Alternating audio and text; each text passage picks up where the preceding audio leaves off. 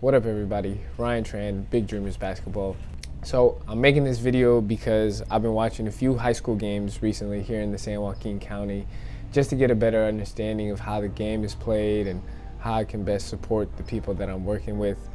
And I've been getting a lot of ideas and themes that I thought would be worth sharing openly for players and coaches out there. One, hopefully it'll help, and two, just to see what other people think. In this clip, I'll be talking about managing aggressive defenses, using the middle in the press break, making use of the post, using pump fakes, and exploiting zones. All right, so on managing aggressive team defenses, it totally makes sense that teams want to be aggressive on D and want to force turnovers. I think that's probably been a trend for a long time. But the thing that happens when you are too aggressive on defense is you can end up out of position. And a quick example of that is just imagine you're guarding somebody on the wing, ball's at the top, pass comes, and you lunge forward to go for that steal. If you miss, all of a sudden you're out of the play. If your person cuts towards the basket, you're not in a position to defend that. So that's what I mean by out of position. Now, against a so-so team, you might be able to get away with that. But against a really good team that knows how to pass the ball well, that can make those reads and those cuts, you're probably going to get exposed. So definitely something that you want to pay attention to. And to kind of combat this, the suggestions are simple, but I think they're worth emphasizing. Those are simple pass fakes, look-offs, and delays. And by delays, I kind of mean letting a play develop. And it's also great to use fakes when you've got the ball swinging around, because that's when the defense is probably closing out hard. So it's a little bit easier to catch them making a mistake when they're moving a little faster. And then the last key thing just to note on pass fakes is that the teammates involved have to be in communication and on the same page. So, for example, if I've got the ball at the top and I see my teammate on the wing, his defender is pressing up pretty hard, we can make eye contact and realize, hey, backdoor cut is open if the lane is there. So that's what I mean. It takes both parties to recognize it. It takes the passer to execute an on-target pass, and it takes the other person to actually make the cut, make that read. So next one is using the middle as a press break. So in pretty much every game I've seen, at least one team will use the full court press, and it's usually been a zone. And in response, the other team will do one of the following. They'll try to dribble their way out of it, usually down the sidelines, or sometimes they'll make cross-court passes to kind of get the defense to shift sides, which is fine in most cases, but we also know that those tactics can kind of be dangerous, because when we dribble down the sides, we have a lot of things to worry about. We have a trap coming probably, we have the sideline, and then we have the half-court line. If we cross it, we can't go back, so it's a little bit dangerous if we get stuck in one of those corners. And when we make cross-court passes, those are susceptible to get intercepted, especially if it's weak or if you've got athletic defenders that can anticipate those passes. So what do I mean by using the middle? Here's a simple play where you've got two guards where they break off pretty much from the free throw line area, and then you have one player starting at the half court where as soon as those two guards break off, the person at half court will break down the middle, kind of like as a safety valve if you aren't able to execute a pass to either person, either of those two guards. And then from there, we kind of work our way out of the press. You have those three people that can kind of work the ball to each other, keeping one person in the middle. Why? That does a couple things.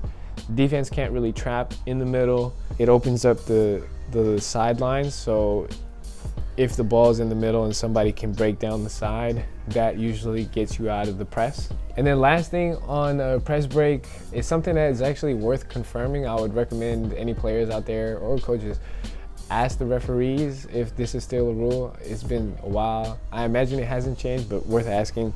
So the rule is after a made basket, you're able to run the baseline. So you don't have to stay in this spot that the ref hands you the ball. You can actually run the entire length of the baseline. Again, this is off a made basket. Shout out to my AAU coach, Coach Shaw from the Hilltoppers Academy, for putting us onto that. It helps, right? Because sometimes you need to adjust to get that pass off and you don't want to throw it into a risky area. If you can move a little bit, that kind of opens up, passing lanes essentially. Next point I wanted to talk about was making use of the post every now and then. So I know the game these days is perimeter guard dominant, but that being said, there are a couple reasons we want to be able to go to the post, and those include when your shots aren't falling, right? We all know that it happens, whether it be to a couple players or the entire team. Sometimes you just can't get a bucket, right, from the perimeter. Shots aren't falling.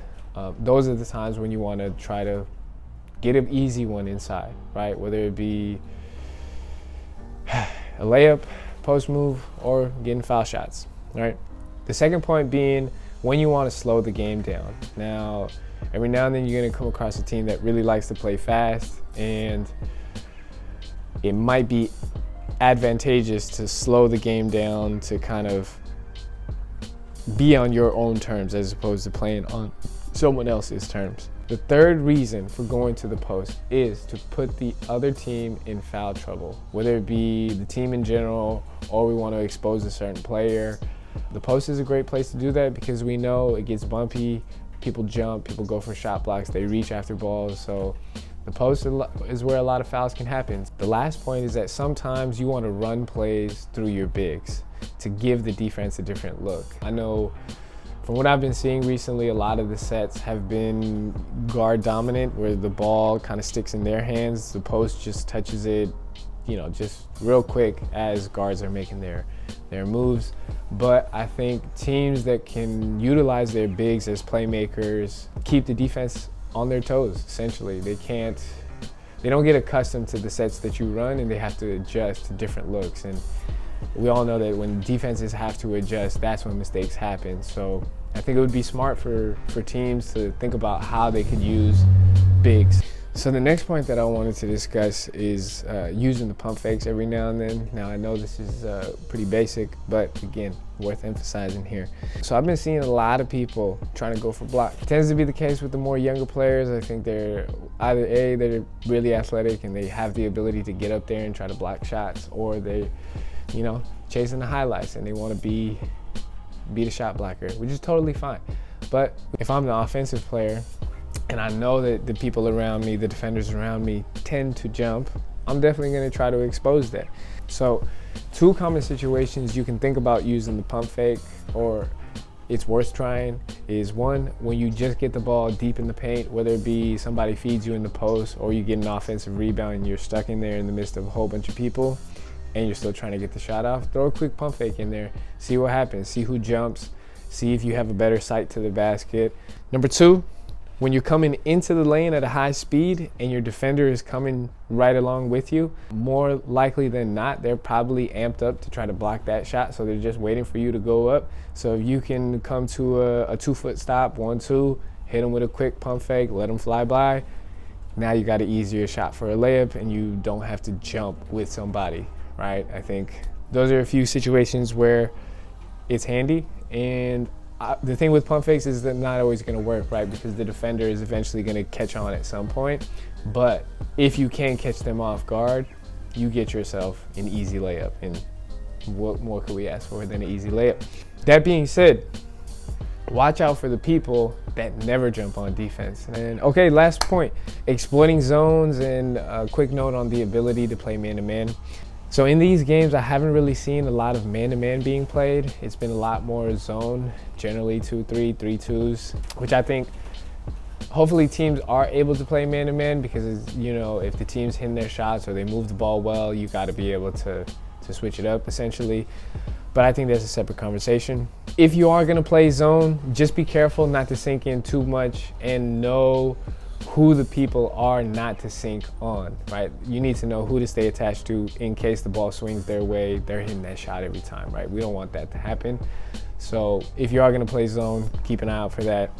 On the offensive side, you've got to hit the middle. And I think this is funny because it's related to the press break, but I haven't seen a lot of teams use the middle to break zones. Generally what they're doing is they're swinging the ball on the perimeter, which is fine. It'll generate scoring opportunities, but sometimes it's a little bit risky, team can steal the ball, whatever, and you don't get that defense to sink in, or at least view the paint area as a threat. And I think it's a key point there. They need to know that, hey, this team can score from the inside if they want to, so we got to be wary of that as well.